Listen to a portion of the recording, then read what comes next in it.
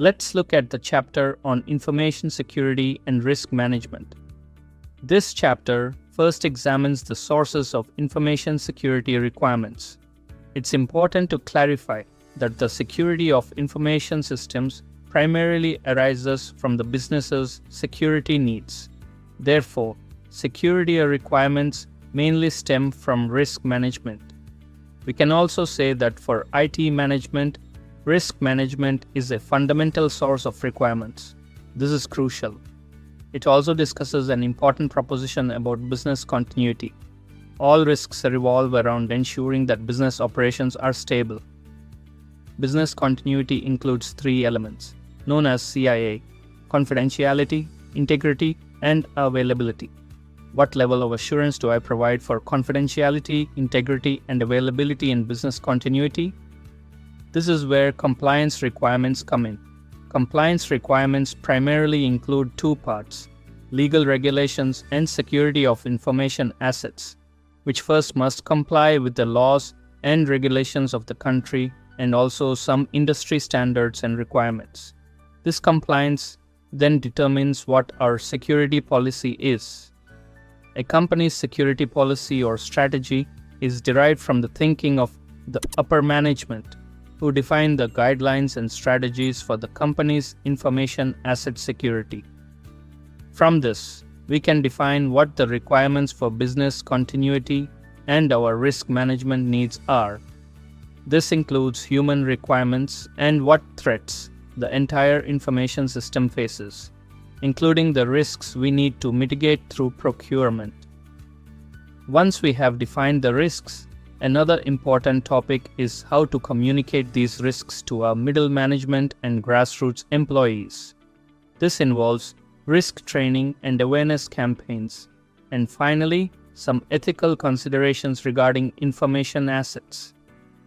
As we've mentioned, the most important aspects within information asset security are the three characteristics: confidentiality, integrity, and availability. Confidentiality, integrity, and availability, abbreviated as CIA, each derived from the first letter of these three English words. Let's first discuss confidentiality, which simply put deals with visibility. In terms of an information system, our assets are something we don't want others to see. This confidentiality mainly comes from two types of risk responses. One is encryption. By encrypting, I prevent others from seeing, meaning that our files or data are encrypted, and to outsiders they appear as gibberish. Another part is the principle of least privilege, where I authorize only those who need to see certain information to see just that part. Unauthorized, illegal, and even legal personnel can only see what they are permitted to see. Illegal personnel can't see anything. Thus, confidentiality is mainly achieved through encryption and authorization. The second characteristic, integrity, refers to changeability. It involves whether we have the right to modify information assets, specifically unauthorized alterations. Technically, this property is safeguarded using hash functions. Let's take an example to see how hash functions provide this integrity protection. Here, I recommend a website called ITellYou, which is a Microsoft resource site. Let's take a look. On this website, there are many Microsoft tools available, such as operating systems. Let's find Microsoft Windows 10. Here, let's select any version. You can see in this operating system section, let's look at the file name, which is an ISO image. And below it, there's something called SHA-1. There is a SHA-1 code. What is SHA-1?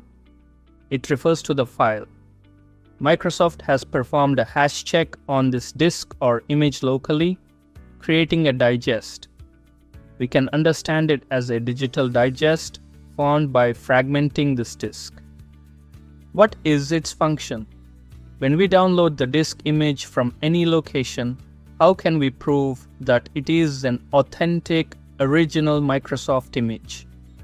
Locally, we can use a hash verification tool available on Microsoft's site or downloadable from many software sites.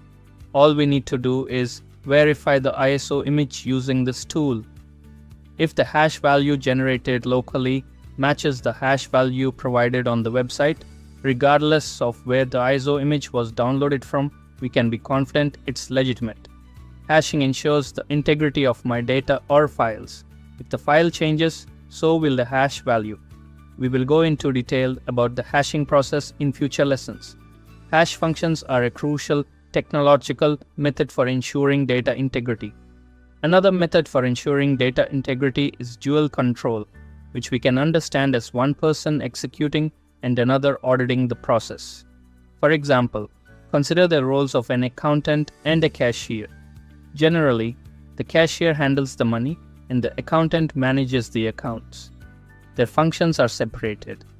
The accountant doesn't handle cash, and the cashier doesn't do the accounting. Every month, we have the accountant check the accounts, including all cash flows, expenses, and operating costs. If the cash matches the accounts, then we can confirm the transactions for the month are complete. From the perspective of dual control, it separates the executors from the auditors, ensuring through the audit process that operations by legitimate users are controlled and unaltered.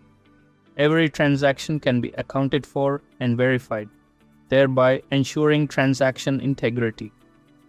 To summarize, integrity protection involves technical methods like hash functions and management strategies such as dual control, separating duties to ensure audits and executions are distinct roles.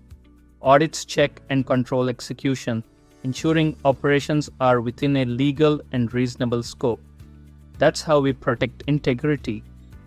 The third characteristic is availability, which is also frequently used in real-world applications, including business continuity that often discusses high availability, HA, and clustering technologies. Even now, with cloud technology, which takes high availability, scalability, and clustering to the extreme, everyone understands that in the cloud, a series of host machines provide services. If one host machine fails, others can still ensure stable business operations. This aspect of availability involves managing equipment and user devices. This clustering provides protection for the entire business system. The second aspect is data protection, which is manifested through backup technology. Regularly conducting full or incremental differential backups ensures that even if business operations stop or a disastrous event occurs, data can still be recovered to a certain previous state, thus ensuring business resilience. To summarize, availability is about ensuring business continuity using HA or clustering during normal operations and ensuring data recovery post-disaster. These methods provide availability, encompassing the entire security of information systems around confidentiality, integrity, and availability. In future discussions, we may also cover authenticity and genuineness, each with corresponding measures. However, as the core elements of information system security, it's crucial to understand CIA. The key issue, again, as mentioned, is the protection mechanisms for CIA, which are ensured through a series of technical means. But to what extent should protection be applied? This is worth exploring. Information security malpractice often involves failing to take measures to protect information assets from accidental or malicious interference that could lead to destruction, alteration, or disclosure. These issues precisely pertain to CIA. Confidentiality protects against disclosure, integrity against alteration, and availability against destruction. By protecting CIA, we ensure the continuous, reliable, and normal operation of information systems, minimizing the impact of security incidents on business operations. This statement is quite meaningful. as it reduces the impact of security incidents on business to the smallest possible extent. But here comes the question. It doesn't mean our information systems will be problem-free.